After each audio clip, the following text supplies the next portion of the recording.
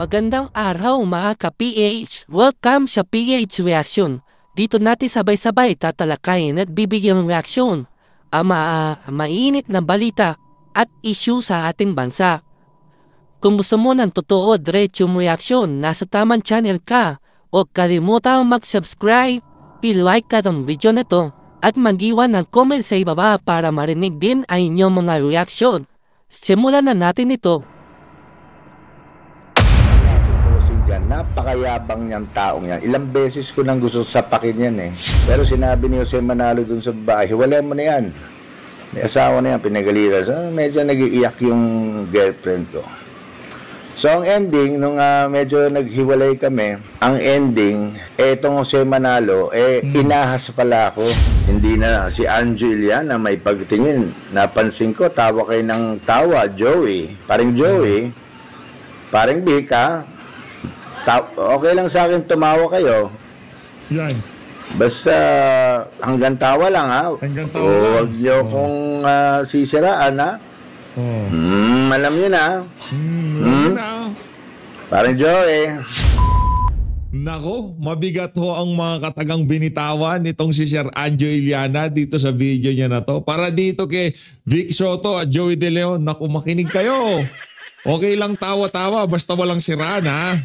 Yan ho ang babala nitong si Sir Anjo Iliana dito sa mga kaibigan nitong si Tuta Soto na si Vic Soto at itong si Joey De Leon. Siguro nabalitaan nyo na ho, pinalitan na ho yung lyrics ng kanta ng mga sex bomb. Kasi dati kasama ang pangalan ni Anjo Iliana doon. Tinanggal na ho. Ngayon papanoorin ho natin ang reaksyon nitong si Sir Anjo Iliana doon sa ginawa ng Itbulaga na yun. Pero bago yan mga kababayan, kung bago lang ho kayo sa PH Updates, isang like at isang subscribe. Masaya na ho tayo dyan at sa mga gusto sumali sa ating community, yung join button nandyan lang ho sa baba. Okay lang na tawanan, basta walang siraan. Yan ho ang banat nitong si Sir Anjo Iliana. Pero bago ho yan, alam nyo naman, tayo ho medyo concerned dyan sa ICI. Kasi meron na naman tayong nabalitaan na kesyo na hirap na ho daw talaga sila na ikonekta yung mga proponent, yung mga mambabatas dito sa mga maaanomalyang flood control projects. Ito mga kababayan, ano lang to kumbaga magsilbing paalala.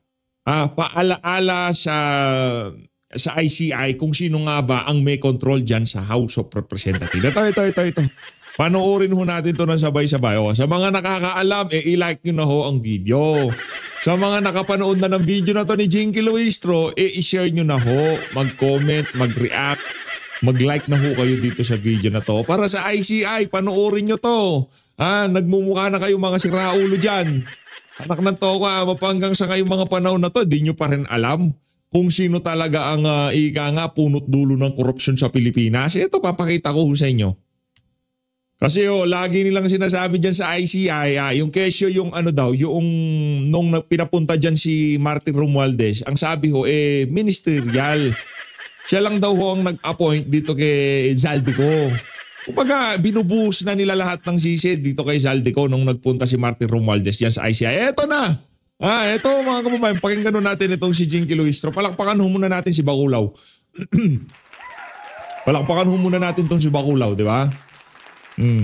Ito. Once again, let me state my lines. Kaya may AX dahil ni Speaker. Ministerial pala ha, mga walang nga kayo dyan. Nakala nyo makakaisa kayo. Ministerial daw ho. Kaya may AX dahil Speaker. Ano pa? Ito si Jinky Luistro, yung naglag mo amo mo, walang nga ka. Okay. Kaya may akap dahil ni Speaker. Kaya may akap dahil ni Speaker. Ministerial ulit dahil ni Speaker. Ang pinag-uusapan nun natin dito, yung mga programa ng pamahalaan na nangangailangan ng limpak na pera. Akap po yan AX yan Hindi ho birong pera ang pinag-uusapan natin dito. Hindi ho baldi-balde, male-maleta ho. Kasi every time na meron nung AX distribution, AKAP distribution, nandyan ho, nakaharera yung mga walang yang congressman. O itong sorte siguro na to, kaano ho ito kay Jinky Luistro. balita natin doon daw sa mga mga host ng mga sorties na yan 777 yan. Minsan nagiging sabi nitong si Magalong, yung mayor na hindi natin malaman kung anong nararamdaman niya sa katawan niya, di ba? 77, marami yung silang scheme dyan eh. Basta automatic yung yung mag-host ng sortie, meron na daw siyang automatic na 7 akap, 7, kompleto na kumbaga. Kumbaga sa kanya nakatalaga yung portion ng pamimigay na yun. Malapit na yung kampanya dyan. 2024 yan eh. Bago mag-midterm election yan eh. Kaya talagang kinapitalize nila yung pagkuha ng mga pondo at kung ano-ano mga ayuda, di ba? Tuloy mo, madam. Kaya may Sa PH, tupad! quick break lang. Kung nagugustuhan ninyo ang ating balita at reaction, huwag kalimutang i-like ang video na to, mag-subscribe sa PH Reaction at i-share para mas marami pang makaalam ng totoo at diretsong reaksyon. Siyempre, iwan din kayo na comment sa ibaba para marinig ang mga boses ninyo. Dahil ni Speaker, Kaya may tupad dahil ni Speaker. So kasinungalingan lahat yung sinabi ni nagulat naman ako dito kesa. Nagulat naman ako sa'yo. Napakalaking kasinungalingan yung sinasabi niya na ministerial lang ang trabaho niya dyan sa paghahanda ng budget. Akala ko bang dahil ni Speaker? Mismong si Jinky Luistro pa, hindi si PH Update. Si Jinky Luistro nagsabi na dahil ni Speaker. Kaya may magnanakaw dahil kay Speaker. Yan ang sinasabi ko. Kaya para sa ICI, mga walang ya kayo, mga inayupa kayo, pagka hindi pa kayo tinamaan ng kidlat dito sa isa na to, ewan ko na lang. Hindi ordinaryong tao nagsasabi. Ang nagsasabi niyan, walang iba kung hindi itong si Baculaw, si Jinky Luistro. Di ba? Kay Jinky Luistro na mismo nanggaling dahil ni Speaker. AX, tupad, akap, dahil ni Speaker. Pagdating sa flood control, kung ano sabi ni BP Sara, 5 billion pinapasok nila sa budget ng Department of Education. Hindi niya pinayagan dahil ni Speaker at saka dito kay Zaldico. Kaya nagkagulo-gulo yan. Dahil sa 5 billion na gusto nilang ipasok, di umano base dito kay Vice President. Diba? Kaya talagang ginulo nilang usapan dahil sa 5 billion na gusto nilang ipasok sa Department of Education. Dahil ni Speaker at nitong si Zaldico. Ngayon mga kababayan, dito sa AKAP, tupad, AX, dahil ni Speaker.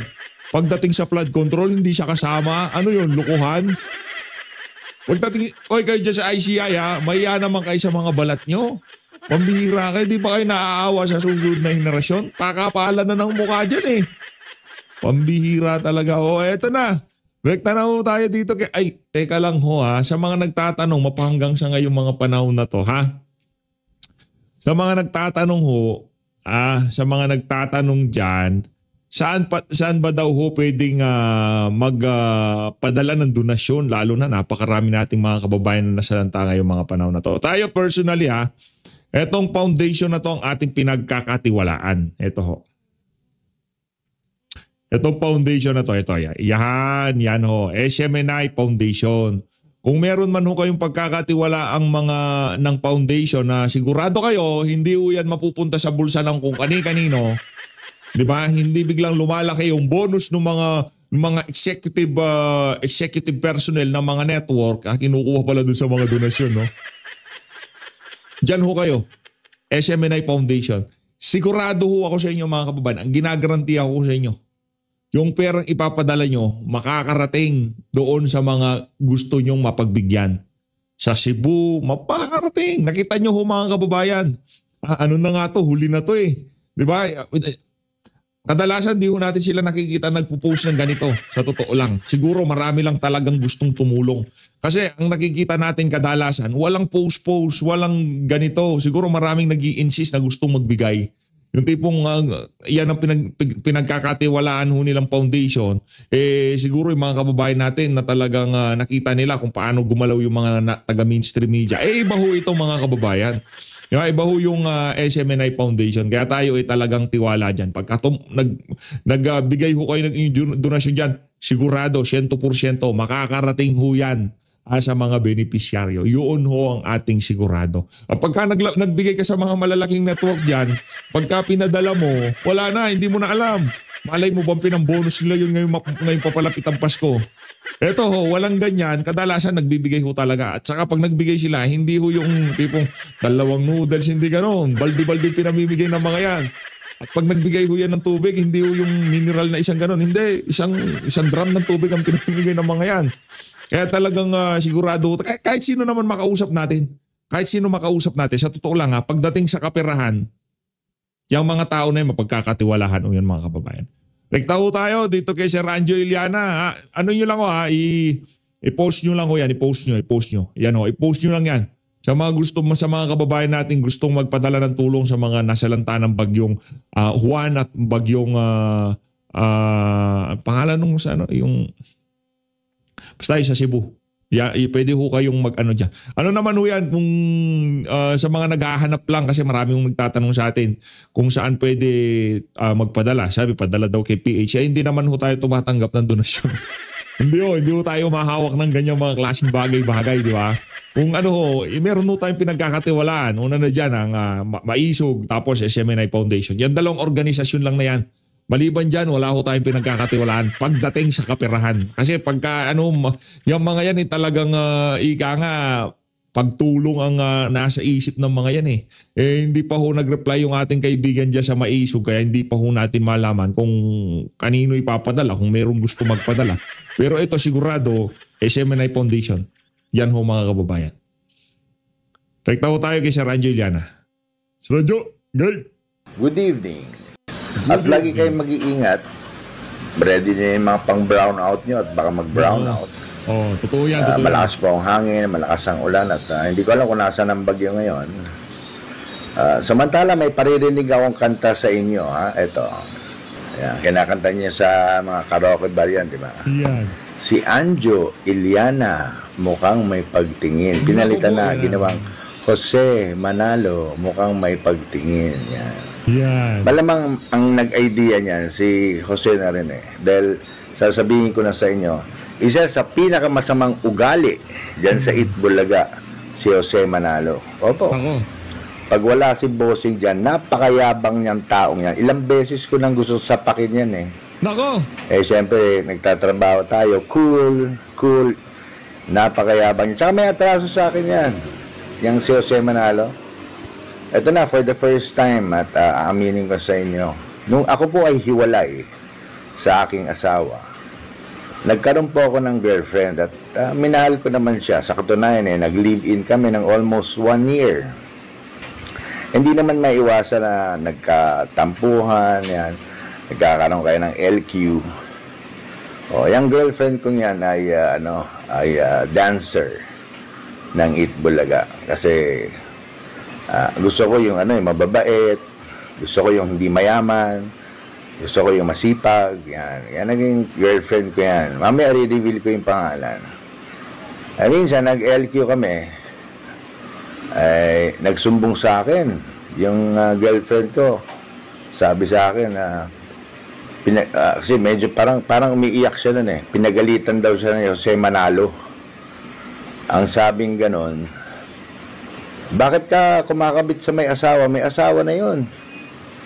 Hiwalay mo yan si Anjo, may asawa na yan. Hiwalay na nga ako, di ba? Pero sinabi ni Jose Manalo dun sa babae, hiwalay mo na yan. May asawa na yan, pinagalitan. So, medyo nag-iiyak yung girlfriend ko. So, ang ending, nung medyo naghiwalay kami, ang ending, etong Jose Manalo, inahas pala ako. Walang yan. Kaya pala niya ginawa yun. Oo, ngayon asawa na niya. Mahilig ka pala, brad, anak ng Petrang Garapata. Yung mga ganyang galawan, wala ko tayong respeto sa mga ganyan. Yung mga anak ng toka. Mas. Si Mergin Maranan. Yan. Girlfriend ko yan, 1 taon.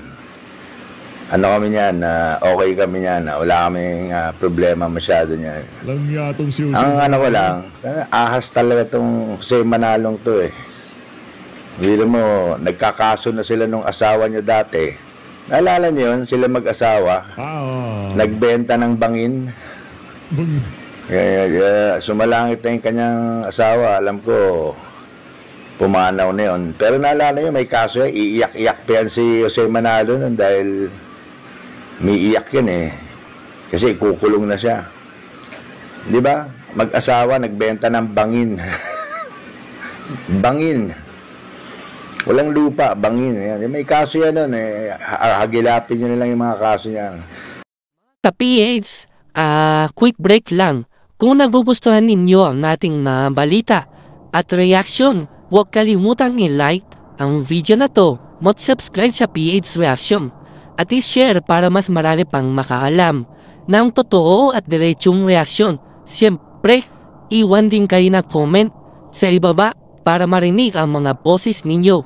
Kaya yan si Jose Manalo. Grabe, ang ganda pala ng ex-girlfriend itong si Sir Anjo Iliana, pambihira. Oo, kaya pala ha. Walang yakang Jose Manalo ka ha. Ano ho pala to? Nanunundot?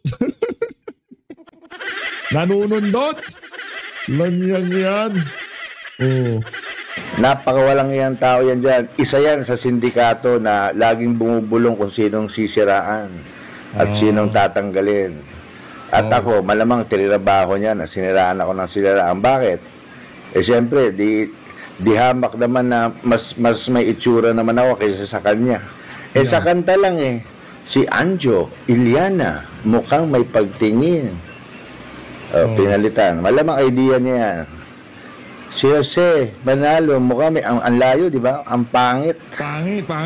Kasing pangit ng ano niya, ugali, tsaka ng...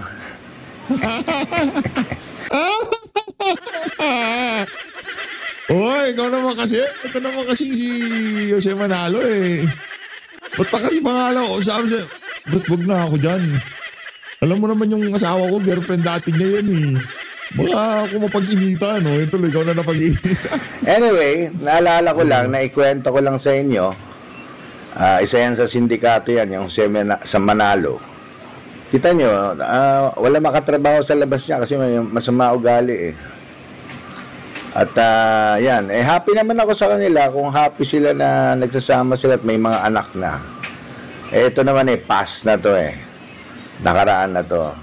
Na ano lang ako sa kanta. Natawa lang ako. Talagang ano no, yung papalitan pa yung kanta para lang maasar ako. Hindi naman ako naasar, natatawa ako. Pero ano paring Joey. Yan. Paring Vic, habang kinakanta na iba na yung lyrics, hindi na si Anjo Iliana may pagtingin. Napansin ko, tawa kayo ng tawa, Joey. Paring Joey, paring Vic, okay lang sa akin tumawa kayo. Yan. Basta hanggang tawa lang, Hanggang tawa lang. Huwag nyo kong sisiraan, alam nyo na. Alam na. Parang Joey. Parang Vic. Okay, so it's alright. Ganyan talaga ang buhay. At least once naging original ako sa kantang lyrics. So, kay Marjin, hello. Nasa akin pa rin yung mga letters mo. Tinago ko pa rin hanggang ngayon. Wow. So, magandang gabi and good night everybody. Ouch. Hoy, totoo ba yun? Jose Matalo. Lanya ka ito na. Girlfriend pala nitong si itong si Sir Anjo Iliana, pambihira. Lagay ko lang dyan yan. Tapos latag tayo dito kay Senator Bato de la Rosa, kaugnay pa rin ho. Doon sa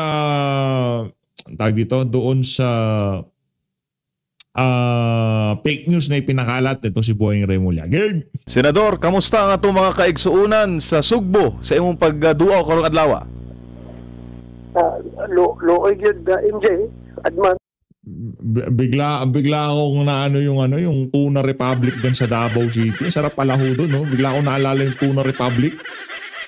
Solid pala yung kainan na yun. Malupit ho mga kababayan. Masarap doon pag nagpunta kayo ng Davao City, kain ho kayo doon. Alam nyo na ho siguro yun, pero tayo sobrang nasarapan doon sa doon sa kainan na yun. Masarap. Bigla ko lang naalala. Okay. Shoutout dito kay Sir MJ Mondear, palakpakan natin. Idolo. Solid yan. Gabi mo nang yung Greekwan. Gabi mo nang agian din na baha. Looy. Sir, sa Cebu, saan po kayo particular na mga lugar dumalaw ngayong araw? Yan. Yung mga badligit ng mga lugar, no? Yung Cebu. Una, pinuntahan natin yung barangay Upaw ng Mandawi.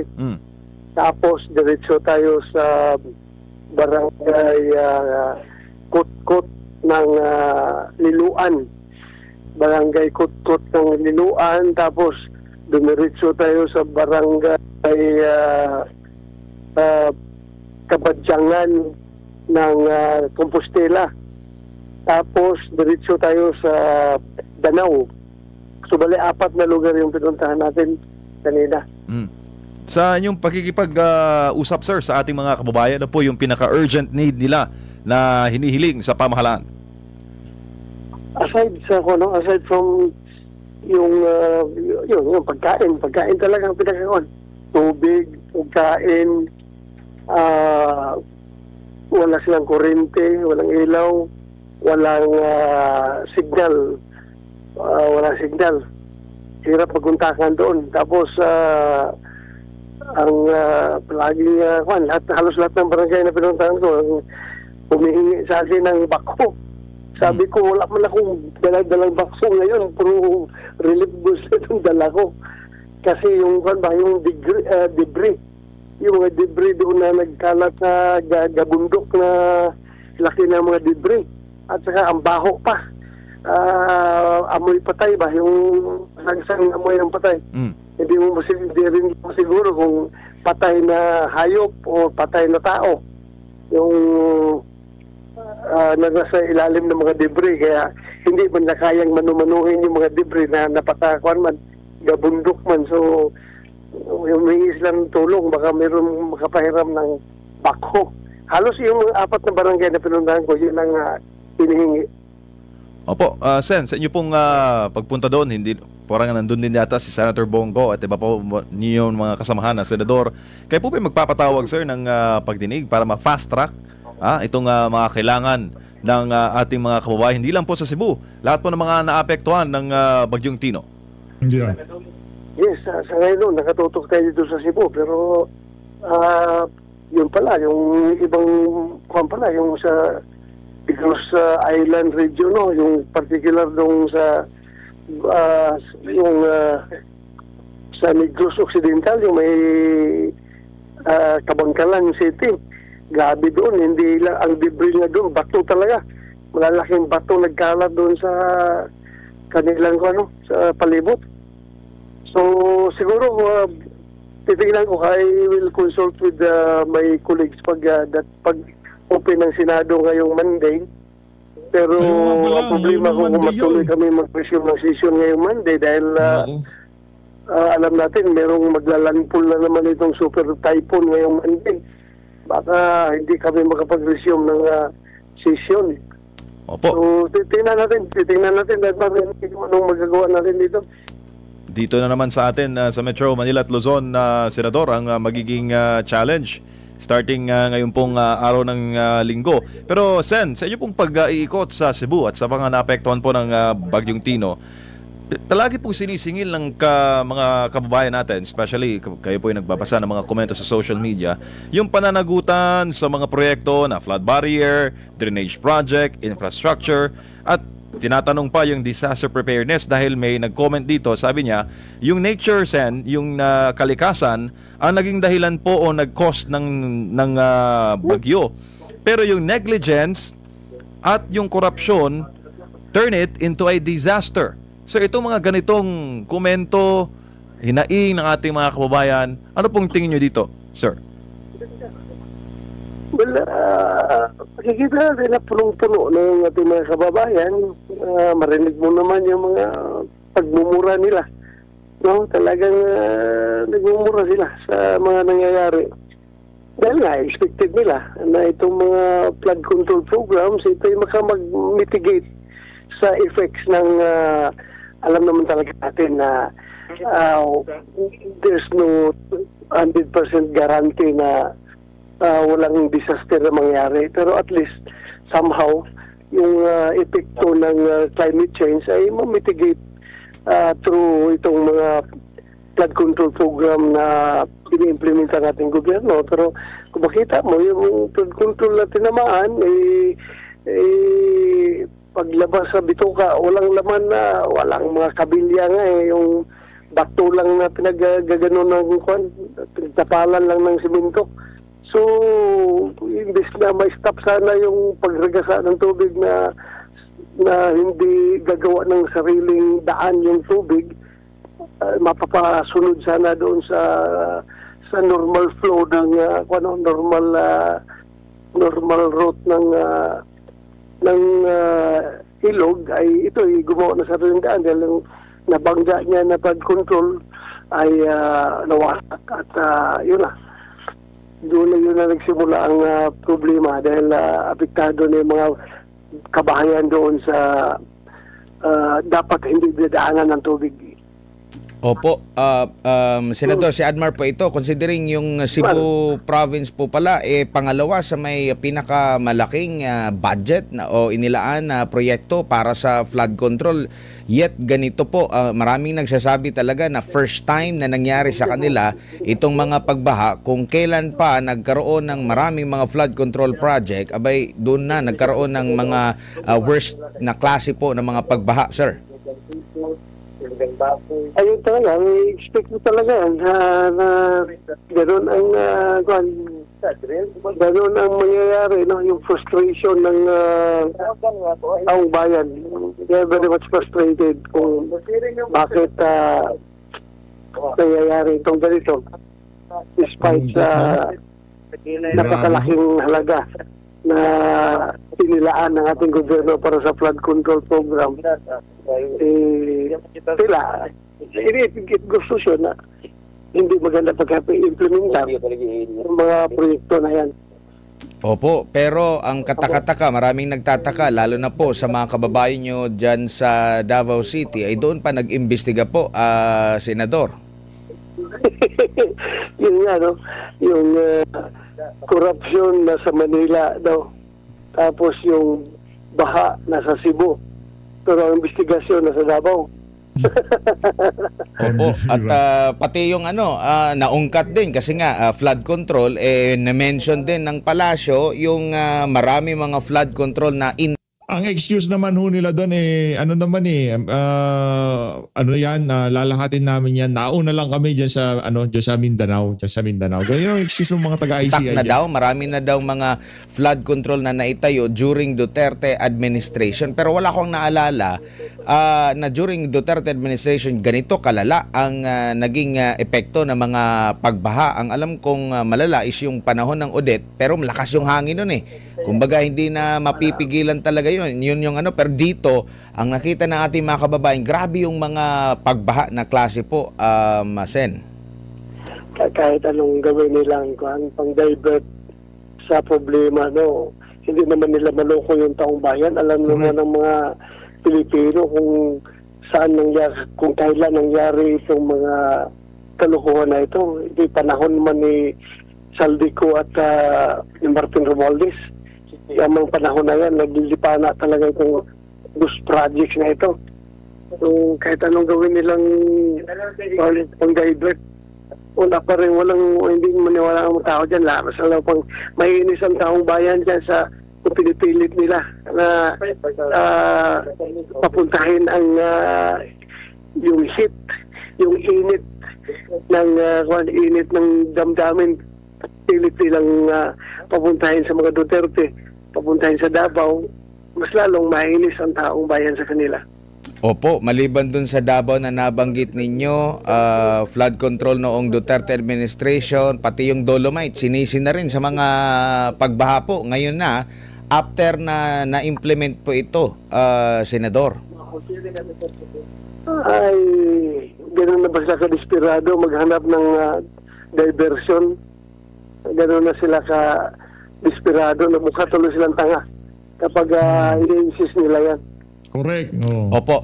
Dito po sa issue po ng flood control, investigasyon po, marami pong nakaantabay. Kailan po kaya babalik ito at ano po yung possible na aasahan po natin, sir, dyan po sa Senado?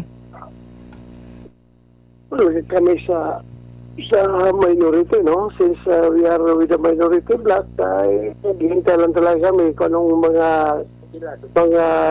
hakbangin na gagawin ng majority dahil sila naman may hawak ng mga committee ngayon, sila naman may hawak sa liderato ng Senado, and nakikinig lang kami sa sabi nila na mag-resume daw ng investigation sa 14.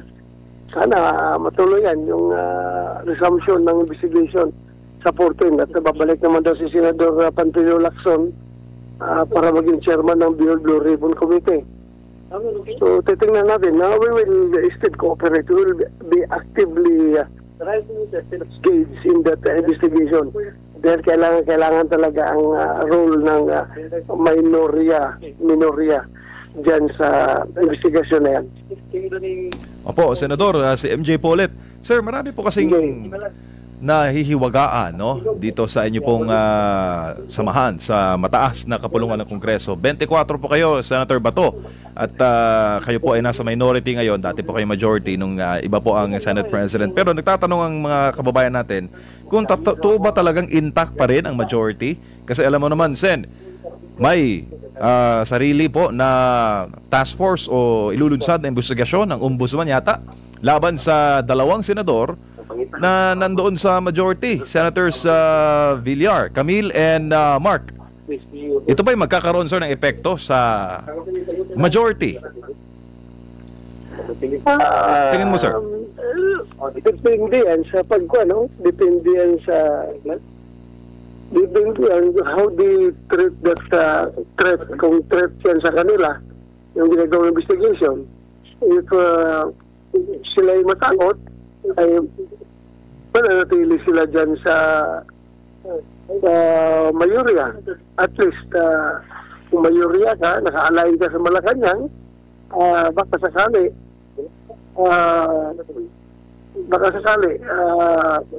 may tulong sa sitwasyon mo. Pero kung ikaw ay magalit, ay alis ka talaga sa mayorya at pupunta ka sa minority. So kung sila ay pupunta sa minority, baka magiging majority na rin kami. Pero nakikita mo, Sen, yung volatility ng sitwasyon ngayon sa inyo dyan sa Senado? Yes, anything can happen. Hindi po ganun ka-stable yung majority ng Senado. Hindi po gano'n sila ka-stable. Anytime, pwede may mangyari. Namumuang Nako. partner, ha? Opo, Sen, kapansin-pansin yung mga nasa minority, sila po yung nagiging bida sa mga kaso po. Yun nga. Ewan ko kung coincidence yan or Saka yung pagsasalita nitong si Soto, yung tipong, hindi basta pwedeng kunin yan, anak ng toka. Kung pwede nga lang, ngayon na kukunin na to si Sen Bato, pasimple pa tong si Tuta, no? talagang pinagplanuhan. Hindi natin alam. Hindi ba yan perks? Package? sa pagiging minority said, grabe naman yung package niyan. Pero sir, itong nangyayari ngayon sa mga baha, matindi, marami na po, daan-daan na po ng casualty sa Bagyong Tino. Pag binuksan po ulit yung investigasyon sa flood control, makatarungan po ba ang nagotsesa pa rin ang topic at hindi itong mga resulta ng dilubyong dala ng Bagyong Tino, Senador? Well, kasi ang significance doon sa kay Gutesa is that yung talagang nagdawit, no? Kasi noon hanggang Saldico lang ang tinutumbok. Ngayon, yung testimonya ni Gutesa, yun talaga nagdadawit kay dating Speaker Martin Romualdez. So, hindi pwedeng ibaliwala yun. Dahil gusto mo kaya natin matumbok talaga yung mga mastermind. So, dapat very important na mapalo up yung testimonya ni Gutesa. Opo. So, at saka yung maraming maraming sinabi ang mga diskaya, no, na mga congressman. Mukhang enjoy yung mga congressman nun, hindi na napapansin, tahimik na sila. Samantalang ang focus ng atensyon nandun sa mga senador. Kami na nga nag-imbestiga, ang napupukusan pa sa investigasyon yung mga senador. Anyway, kung may kasalanan yung mga kasamahan ko, ipananagutan nila yan at kaya na lang harapin yan, pero hindi pwedeng kalimutan yung mga congressman na napakarami nun na binanggit ng Diskaya. Ang binanggit namin 17. Mabuti kung 17 lang yan, baka mas marami pa. Opo, bumabati po ng magandang gabi sa inyo si Kyoko Sudu, Senador, at tinatanong niya, dahil nabanggit po sa Senado ang pangalan ni former Speaker Romualdez, nakikita niyo po ba yung possibility na maimbitahan ang dating Speaker sa pagdinig? Pero kung seryoso ang Blue Ribbon Committee, pwede namang imbitahan at pero hindi pwedeng pilitin. Pwedeng imbitahan pero hindi pwedeng pilitin na mag-appear dahil nga meron tayong interparliamentary courtesy. Congressman pa rin naman siya hanggang ngayon. So kung gusto niya magpaliwanag at voluntary siyang pupunta after maimbitahan, din wala sigurong problema. Walang problema dahil may nangyari naman na mga ganyan, no? Voluntaryo. Huwag lang pilitin. Pero si Saldico ay dapat talagang mapilit itong humarap dahil wala na itong parliamentary courtesy na pwedeng pagmamayabang dahil hindi naman sa senador o resign naman siya. So dapat humarap ito at paano natin ito mapaparap kung nasa labas ng ating bansa dapat kung seryoso sila na papapanagutin yung tao na ito ay dapat yung kanyang passport ay kinansila na para mapilitan itong umuwi at pauwiin ng mga kung nasaan man, anong bansa man ito siya ngayon, mapauwi na ito. Pero kung ayaw nila, huwag nilang ikansila ang passport. Opo, tsaka meron daw death threat, Senador. May mga banta daw sa buhay, kaya naisin man daw na bumalik ng Pilipinas, abay self-preservation muna dahil may mga death threat. Sir, si Saldico. Ay, nako. Death threat, baka imagine ba niya yun dahil sa galit ng tao sa kanya. Na-imagine na niya yung praning na siya. Opo, at saka tinatanong dito ni Jeanette at bumabati rin sa iyo, Sen, ng magandang gabi. Sabi niya, imposible naman daw na yung nakakataas kay Saldico o parang ibig niyang sabihin yung speaker, dating speaker, walang alam doon sa ginagawa ng dating APRO chairman, Senador. Imposible. Imposible hindi magkikilos yung APRO chairman kung walang approval ng boss mo. Yung direct boss niya is the speaker. Hindi man niya pwedeng mag-discard dyan na sarili niya. With the clearance naman palagi sa speaker yan. So, hindi po pwedeng Saldico lang kay Saldico lang ang ending ng investigasyon. At saka yung sabi niya yung death threat, no? Balikan natin yung death threat na sabi niya. Ilang yung bodyguard na sabi ni Gutesa na bodyguard ni Saldico, 90 o 120 ba? Nasa 90 daw, Sen. Nasa 90. Nasa 90. Takot ka ng death threat, may 90 ka na security detail. Hindi siya dapat matakot. Tsaka yung yaman niya, marami din siyang mga air assets. So, kumbaga, kayang-kaya niya na mag-hire ng maraming security rin. Correct. Correct. He has all the money.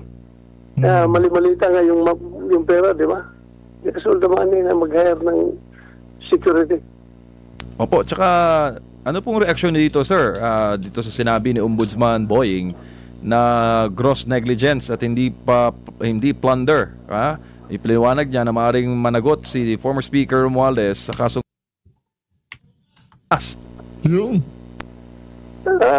Yun nga.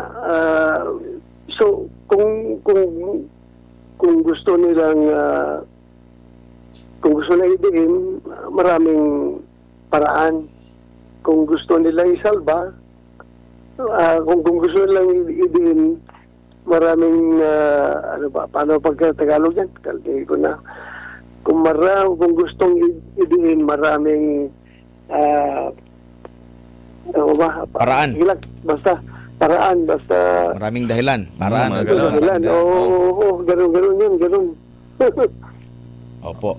Senador, maraming salamat. Dagang salamat po. dagang salamat, Senator Bato de la Rosa. Talagang ibang klase itong si Senator Bato. Yung paninindigan at prinsipyo talagang kitang-kita. Maraming salamat po sa pagsuporta sa Page Update. Mag-ingat po kayong lahat. Mahal natin Pilipinas. Hoy, Jose Manalo, ahas ka daw.